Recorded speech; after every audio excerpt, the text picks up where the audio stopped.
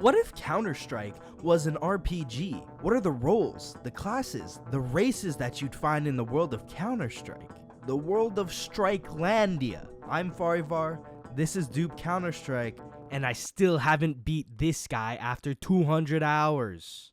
Alright, so what is it you do when you start an RPG? You pick your class. So in Strikelandia, we have 5 roles for each of the 5 players in a team.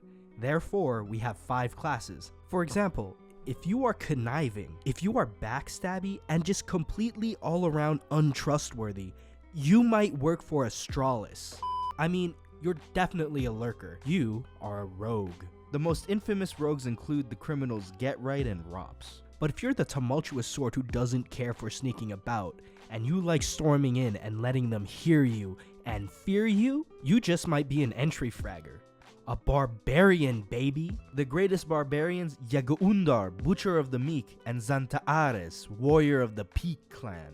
Maybe you're less inclined to take the fight up front, and you're strongest when you wage war from a distance. You're ready to kill your foe with the sound of lightning! You are an Opper. You're a mage. Famous Oppers include King Kenny and Zaiwu. Let's say you like to keep your distance, but don't really like the offensive spells. You set your teammates up for victory.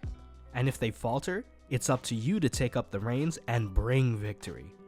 Using spells to control the battle from a distance, that makes you a half-elf baddie. I mean, that makes you a cleric, like Flush of the Suspicious and Tumultuous Taco. You strategize, you support, you inspire. In some cases, you might carry. You're invaluable. You're an IGL. You're a paladin. Famous paladins include Centurion Kerrigan and the Striped Knight Nitro. Of course, you're never just locked into one class. Famed multi-classers include the Mage Paladins, Father Fallen, and Cadian the Betrayed. Strikelandia is a world of violence and strife. In times of hardship, people turn to faith. There are 5 great faiths of war. Number 1. The Cult of Strategos. The Cult of Strategos values strategy over all else. Many champions have carried the title for profit over the 4 eras of Strikelandia, the newest of which being Glaive, who revolutionized the faith in the global offensive era.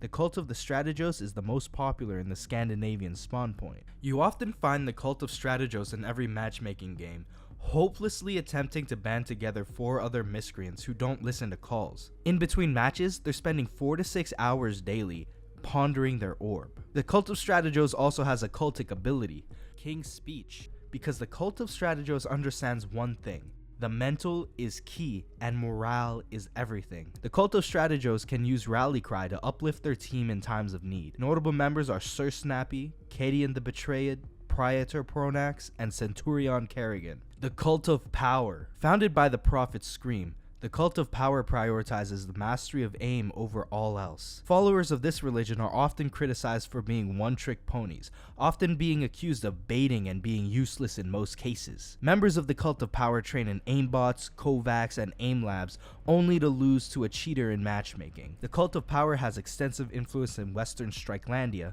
unfortunately, to the detriment of the region. You're not that guy, pal. The Cult of Power also has a cultic ability called Nasty Clip. In clutch situations, followers of the cult can use Nasty Clip to win a round in the arena using inhuman reactions. If Nasty Clip fails though, there's a conditional affliction called Zoomer ADHD, where the user develops neurodiversity, dooming them to spend their game staring at their butterfly knife rather than playing the match.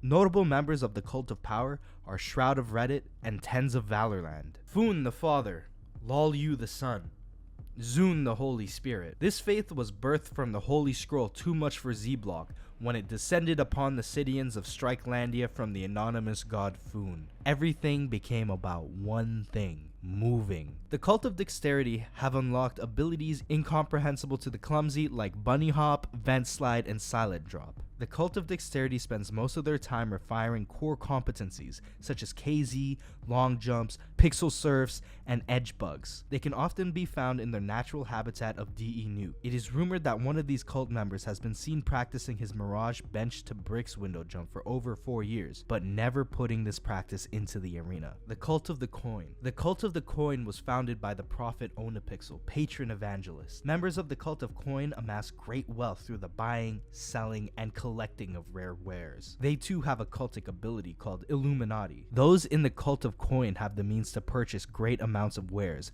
possibly manipulating its price on the market. For the rest of us, we must tread lightly, because money is power. The cult of coin's influence extends even to the eastern oligarchs of the lands of Red. Today, the cult of coin scours the bazaars for the finest wares Strikelandia has to offer. Like Dupe.fi, Strikelandia's newest bazaar. A new way to buy and sell CS2 items for the community, by the community, with the community's feedback. We've been working for over a year now, and we are finally in closed beta.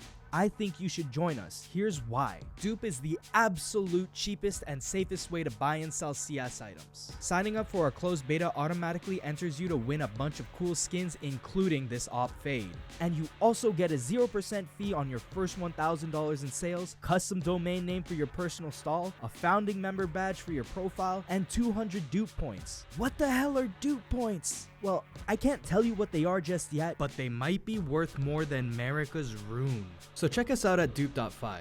With that, back to the video. The Cult of Knowledge. Founded by the legendary sensei War Owl, the Cult of Knowledge has dedicated itself to the bestowing of knowledge unto the masses indiscriminately. This cult has dedicated itself to the development of Strikelandia and its people. Without the Cult of Knowledge, we would be nowhere. Notable members include Professor Austin, Headmaster Launders, and Vaudevillian Vu. Even the Golden Order had something to hide. Have you succumbed to one of the 5 cardinal sins of Strikelandia? Cardinal sin number 1, the weeaboo. The weeaboo is obsessed with the art from the Asiatic spawns, a degenerate sin that rots the mind with images of scantily clad maidens. Admin, check him PC, and it's not for cheats. Sin number 2, cruelty. Racism, sexism, homophobia, xenophobia, agoraphobia. You have them all. Sin number 3, cheating.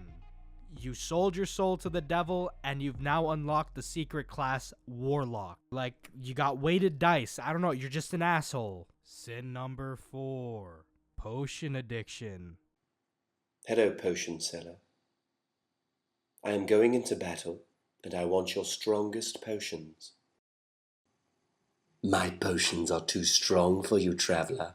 Some of us don't need to cheat with weighted dice, because we prefer a method more biological. I'm talking caffeine, G Fuel, Adderall. And sin number 5, gambling. You walk into a tavern and a hooded salesman offers you a chance at a rare item. All you must do is purchase a key to open a case. Blue, blue, blue. You roll a 20, gold. You can't believe it. You've been a peasant all your life and you finally have a gold, a bayonet lore. Sensational. You walk into another tavern. A different hooded salesman tells you of a dark empire where bounty is bountiful, where the dice always roll 20. All you need to do to go from peasant to duke is wager your bayonet. But it's a sure thing. So you travel this dark empire and you see those around you. They're beleaguered. Where's the life in their eyes? But you know what? They're not special. You're special. They didn't win a gold. You won a gold. Your luck is different. So you wager your lore. And you lose. No. You have to win it back. You have to. So you return to the table with all you have left. You wager. You wager. You wager. You wager. You're now a citizen of the Dark Empire, forever in service to its monarch. I got a little bit carried away there. I have CSGO lounge trauma from back when I was a teenager. Anyway, let's move on. Well, it can't be an RPG without race. Oh, wait. Dude, what does he want this time? Controversial. Don't make me call another diversity meeting with HR. Spawns! Where you spawn on the map of Strikelandia can give you various spawns and nerfs in the arena. Let's brief ourselves. The Asiatic spawn. Hailing from the Far East, in the land of Red, the Eastern oligarchs are famed for their wealth and power. In short time, the Eastern oligarchs have amassed vast amounts of power in the world of Strikelandia. With the land of Red hosting their very first major tournament, champions are cautiously excited to formally induct this region into the fold, because as everybody knows, if you're good at something, there is always an Eastern oligarch who does it better than you. For all their strengths, they also have a regional dependent skill debuff called Twisted Tongue. When playing outside of their region, oligarchs are faced with a debuffed Twisted Tongue. Champions struggle to understand what they're saying in game, but they also have a skill buff called Boundless Wealth, Where they just got a shit ton of gold. Like, a lot. the Eastern European spawn point. In the land of concrete live a hardy people, strengthened by years of strife and oppression. The Eastern European spawn point has created some of the fiercest competitors in Strikelandia. They have a skill buff called Spartan Start. Those who spawn in Eastern Europe have a benefit of starting young. Extra hours spent in youth doing battle give those who spawn in Eastern Europe an upper hand over their competition. Eastern Euros also have a chance skill debuff, Affinity for Cruelty. Players in the Eastern European region are more likely to adhere to the sin of cruelty. However, there are many instances of players conquering this sin or avoiding it altogether. They also have a skill debuff, Twisted Tongue. Why are you yelling, Bratan? Nobody knows what you're saying. The Brazilians. The Brazilians have the hardest spawn in all of Strikelandia. Those who spawn in Brazil have incredible resilience and strong cultural buffs that can take them to immense heights. But unfortunately, they can also do large amounts of self-damage as well. They have a special ability, Strength in Numbers. They can call upon allies in an arena to assist in dealing psychic damage to opponents. There's a chance of also doing sludge poison damage.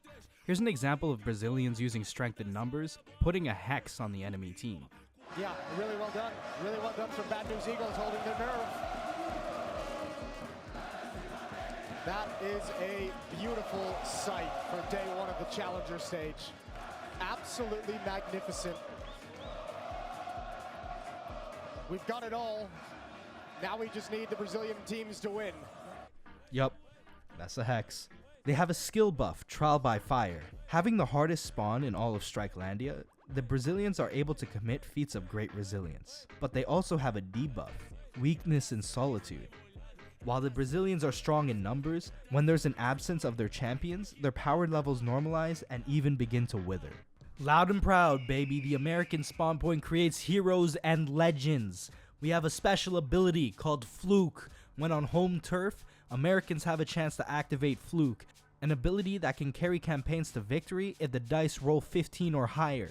Sir Stu is the only player to have been able to activate the buff twice in one lifetime, once in 1017 and another in 1024. We have a regional buff called Mother Tongue. We need not worry about language barriers, as all champions in the region speak the same tongue. Notable American champions are Sir Stu, Master of Smokes, General Tarek, Lord of the Shirts, Twists, King of Hair, Elige, Destroyer of Hair, and Shroud of Reddit. The Western Europe spawn point is the most populous in all of Strikelandia, and as such, they have a high buff to debuff ratio. However, Europeans also suffer from Twisted Tongue. Players in Western Europe are often gifted in mind and body, but they pay with the affliction of Twisted Tongue, as the many language barriers of Europe can prevent collaboration between nations, but this debuff can be overcome. There's also a regional champion debuff for the German spawn point. For an unknown reason, the German spawn point seems to have a glitch where all players have not been able to reach a level of play on par with the rest of Western Europe. However, this has turned the German spawn into a cultural backbone due to their regional arena buff.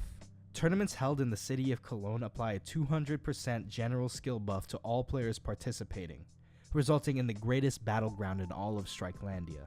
There's a regional skill debuff for England. If one is so unlucky so as to spawn in England, you must abandon your dreams of professional play, as it's over for you before it even started.